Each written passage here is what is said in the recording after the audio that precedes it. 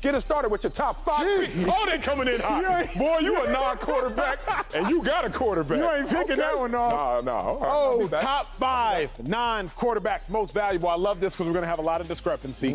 At number 5, I'm with Jamar Chase.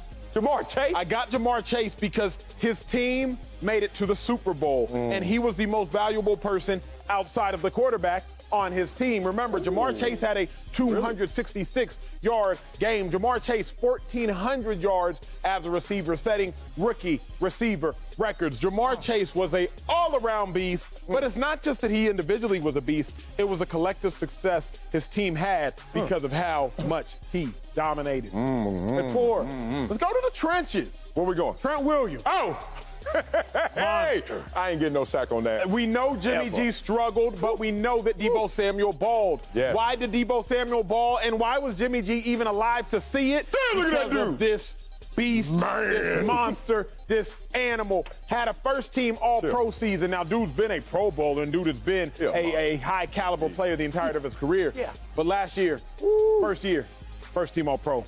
Dude, staying in the trenches, but moving to the defensive side of the ball. Aaron Donald at 3. Aaron Donald at 3. Interesting. Aaron Donald at 3 because truth be told, well, first off, let me start with why he's at 3. 98 sacks for his career, won the Super Bowl, 2 sacks in the Super Bowl, all-around dude, appears to be the heartbeat of his team. Give me that. Ring me, he said. Here's why at 3, though, Sel. Why? Truth be told, Von Miller had 2 sacks in that game, too.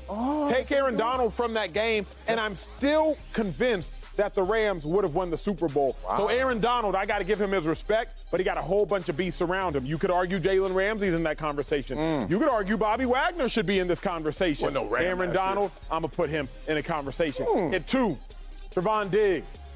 I put Diggs in this conversation because 11 picks, most since 1981. Here's really why I put him in the conversation. Yeah, that ain't it. Cowboys defense isn't good, but he is. Okay. And Parsons is. Cowboys defense was 19th in the league, not 9th. 19th in the league in yards given up.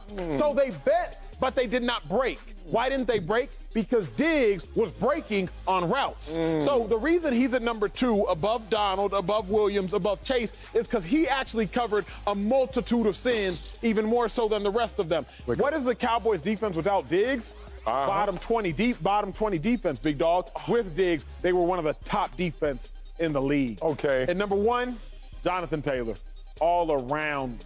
Dude, he's a monster. He's a monster. 1,800 yards, 8 consecutive games with 100 rushing yards and a rushing touchdown. NFL record, he tied that. And more than anything, they were 9-1 when he rushed for over 100 yards. Monster, beast, animal, 22 years of age last season, now at 23. It's a solid list. I might have some errors, but it's a solid list. Anticipating destruction. You already know I'm coming at that list. Boy, save me some of them ribs. But let me get to my list first. Number 5, I dare you to disrespect Mark Andrews. People don't put enough respect on his name. Which tight end had the most receiving yards last year? Which tight end had the most catches last year? Who does Lamar Jackson, when his eyes are closed, throw the ball to, even if Hollywood Brown was open?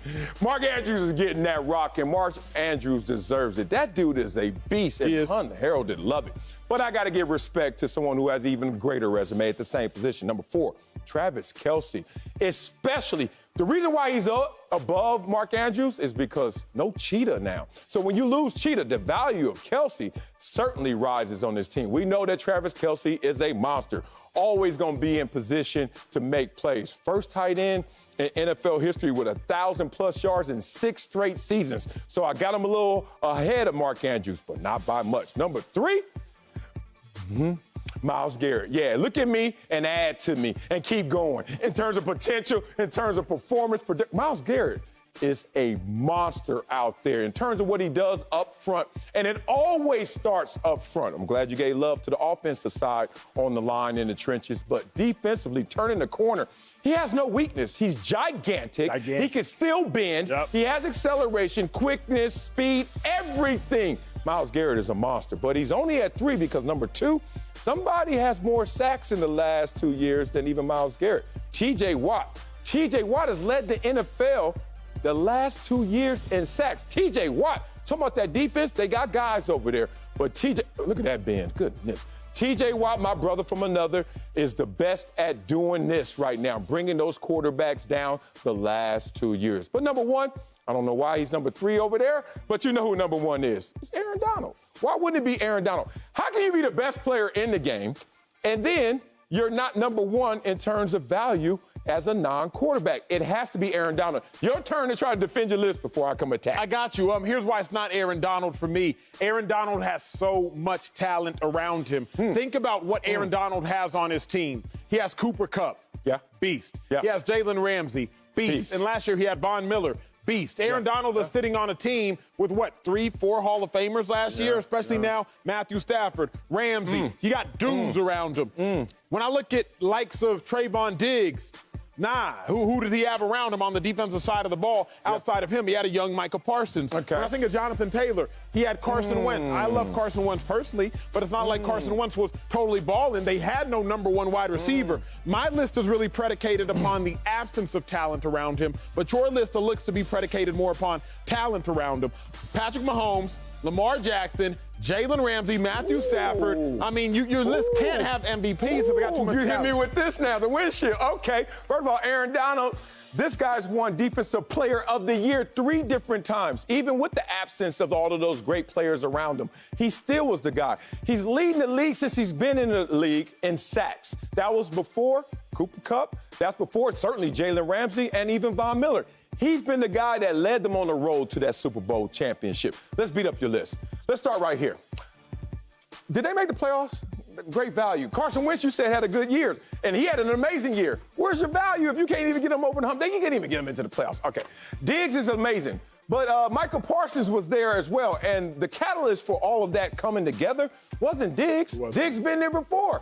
Where was Diggs at before? He wasn't doing that until Micah Parsons came, and we all know it always starts up front. Correlation, not causation. Continue. Oh, I like those words. And the realization that Jamar Chase, I don't even know if he was a top 5 receiver for you. Maybe number 5. So he's a number 5 receiver, but he's also number 5, same position, adding all other positions in terms of value. How do you stay at number 5 if you're only the 5th best receiver? Here's what you have to do. Come on, man. Look at my list and ask yourself, what is their team without them? Okay, I like the Colts without them. They might be a 3-win team last year. The Cowboys without Diggs, they might have been a 7-win team last year. The Rams without Donald are still making the playoffs last year. I get that. The Niners without Trent Williams, it's ugly. Somebody getting hurt. And the Bengals without Jamar Chase, I'd say maybe they're an 8-9-win team because they still have T. Higgins and they still had Uzoma at tight end. Your list, we already know they solid. Even without T.J. Watt, the Steelers were still struggling. They still sucked with Myles Garrett. Without Travis Kelce, they still going. Like, your list is made up of a bunch of most valuable players in the league, but not valuable to their team, not as much as mine. How can you be valuable to all but not valuable to one? You're valuable to one team, you're valuable to all. Here's my last point on this. Do you imagine their passing game, which already struggles? I didn't talk about Mark Andrews. Okay. I didn't say nothing about him. Notice. Okay, girl. Here we go. Travis Kelce, you imagine them, no cheetah now, and then no Kelce?